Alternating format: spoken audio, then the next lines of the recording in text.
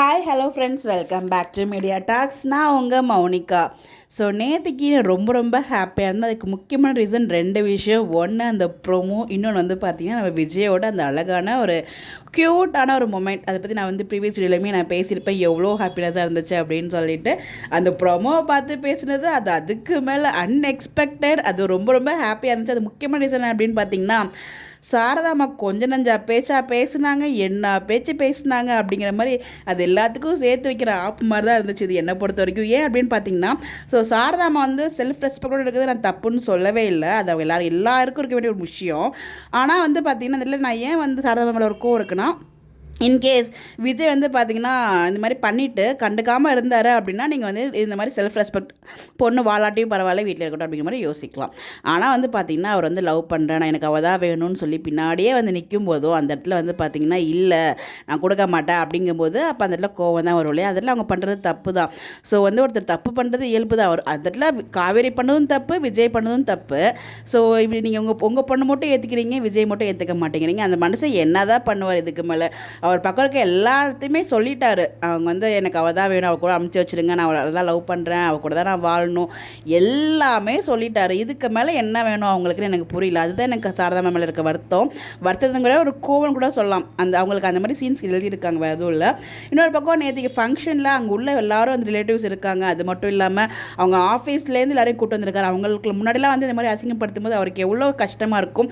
இதை சாரதாமாவும் புரிஞ்சுக்கல, காவேரியும் வந்துட்டு எதுவுமே பேசல, அமைதியாகவே நின்றுட்டாங்க. ஸோ இன்றைக்கி எபிசோட் நானும் வரும்னு பார்த்தா மார்னிங்கே ஏஞ்சி இப்போ வரைக்கும் வரல. ஸோ அதை பற்றி நம்ம தனியாக பேசுவோம், ஏன் வரல, என்னவாக இருக்கும் அப்படின்னு சொல்லிட்டு. பட் ஆனால் நான் ஏன் ஹாப்பியாக இருந்த முக்கியமான விஷயம்னு பார்த்தீங்கன்னா, ஸோ வந்து அவ்வளோ ஒரு கோவம், அவ்வளோ ஒரு இது பண்ணாங்களே. இப்போ என்ன பண்ணுவாங்க? இப்போ காவேரி ப்ரெக்னென்ட் ஆகிட்டாங்க. ஸோ என்ன பண்ணுறதுக்கு அடுத்து என்ன பண்ணுவாங்க? ஒரு வழியே இல்லை, விஜய் கூட தான் வாழ்ந்தாகணும் இல்லையா. ஸோ அதுதான் நாங்கள் முடிவு எடுத்தாகணும், வேறு எதுவுமே பண்ண முடியாதுல்ல. என்னை பொறுத்த வரைக்கும் அதை எதுவும் பண்ண முடியாது. இதையும் நம்ம மகாநதியை பொறுத்த வரைக்கும் எதிர்பார்க்கணும், இங்கே எதாவது ட்விஸ்ட் கொண்டு வருவாங்களா நமக்கு தெரியல. பட் கண்டிப்பாக இப்போ தெரிஞ்சு இப்போ ரிவீல் பண்ண மாட்டாங்க. ஆனால் ரிவீல் பண்ண விஜயோட அந்த ஃபேஸ் ரியாக்ஷன் பார்க்கணும். அந்த மாதிரிலாம் கொண்டு போனால் நல்லாயிருக்கும், நம்ம எல்லாருமே ஆசைப்படுறோம்.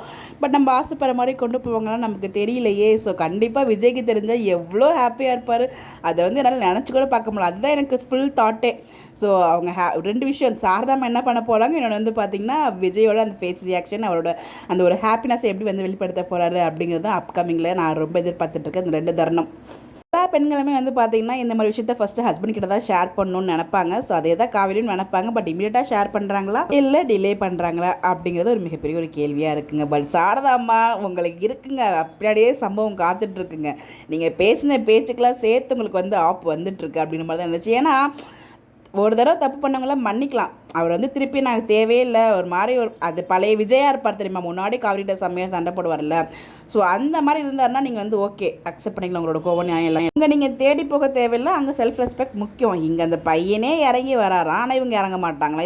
இதில் இதுக்கு செல்ஃப் ரெஸ்பெக்ட் தேவை, யோசிக்கணும்ல. அதை யோசிக்காமல் ஆக்சுவலாக வந்து பார்த்திங்கன்னா அவர் அம்மாவாக வந்து அவங்களோட பாயிண்ட் ஆஃப் வியூலேருந்து யோசிக்கிறாங்க. பட் இது வந்து லாஜிக்கலாகவே ராங்காக இருக்குல்ல.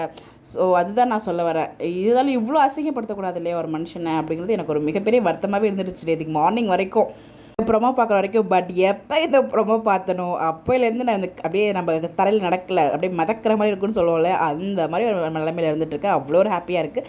ஸோ எல்லாம் என்ஜாய் பண்ணிட்டுருக்கீங்க. உங்களுக்கு என்ன தோணுது? ஸோ விஜயோட ரியாக்ஷன் பார்க்கணுமா, இல்லை சாரதாமோட முடிவு என்ன நீங்கள் நினச்சிட்ருக்கீங்க? உங்களுக்கு எதுவும் ஒப்பீனியன் இருந்தால் மறக்காமல் கமெண்ட்டில் ஷேர் பண்ணுங்கள். Bye bye.